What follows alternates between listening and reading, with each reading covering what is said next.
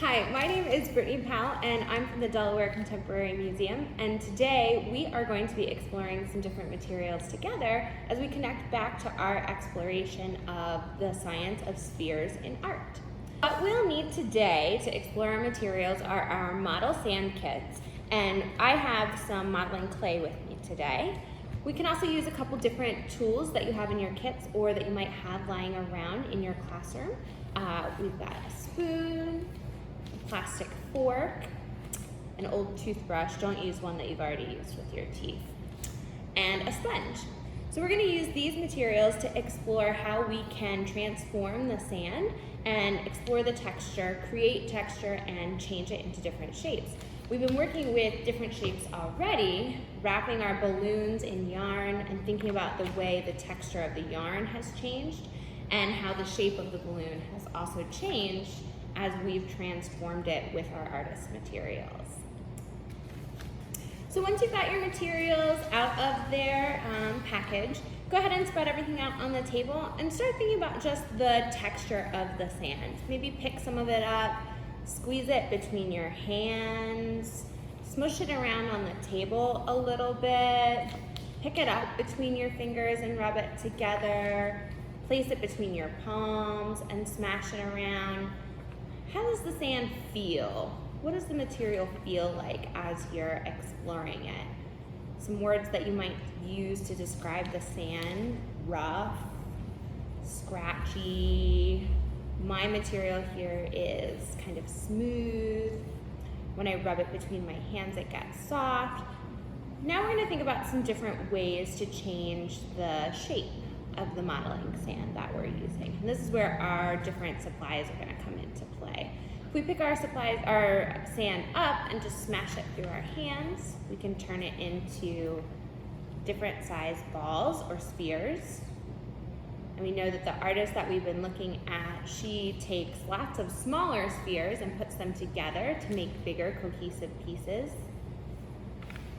So you could take a few different pieces and kind of rub it together in your hands and smash it around.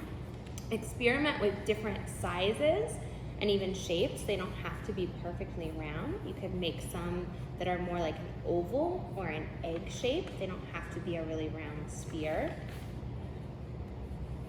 You can flatten things out and make some of them smaller or wider. But really pay attention to the texture of the sand and the material as you're playing with it.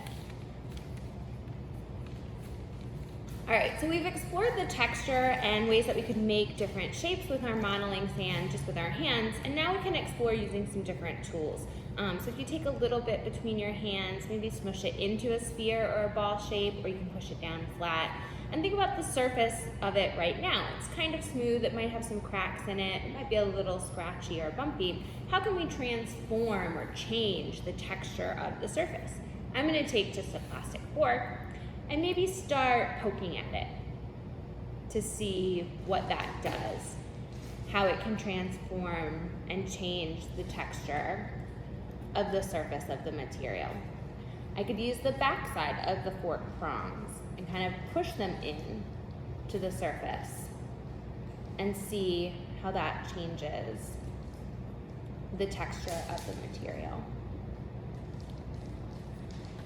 I could use a spoon. I take the material and I press it in to the curved part of a spoon.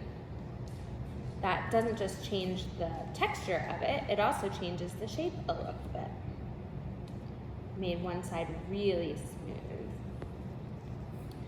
I could take a little bit of it and brush it with the edge of the toothbrush. Maybe kind of rough it up a little bit and pretend that I'm brushing my teeth, but I'm really brushing my materials.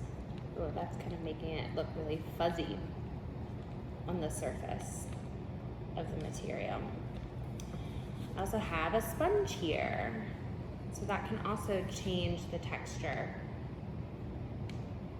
of the surface of the material in a way that's really natural looking, almost like it's something, a stone or a rock that you might find outside. experiment with using different materials and tools on the surface of your modeling sand to see how you can transform not just the shape, but also the texture of the material. All right, so the last thing we're going to explore is how we can transform the shape of our modeling sand or our material using a mold. So you have molds in your modeling sand kits. And I have a mold here, and a mold is almost like an ice cube tray if you think about what an ice cube tray does. If you put the water in the tray and then put the tray in the freezer, it transforms the shape of the water once it's frozen. And you can pop it out and you have an ice cube. And our molds are sort of similar.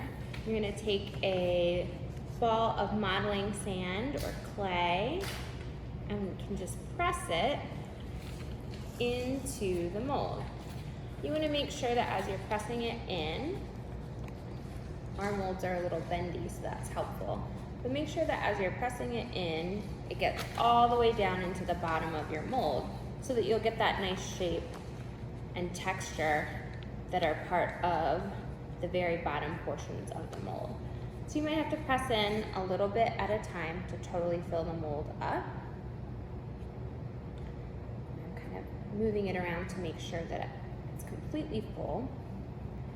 And I still have a little bit more space here at the top. So I'm going to take a little bit more clay and press it in so that it's pretty much smooth or even with the top part of my mold. And it's okay if it takes you a little longer to press all of the material into your mold.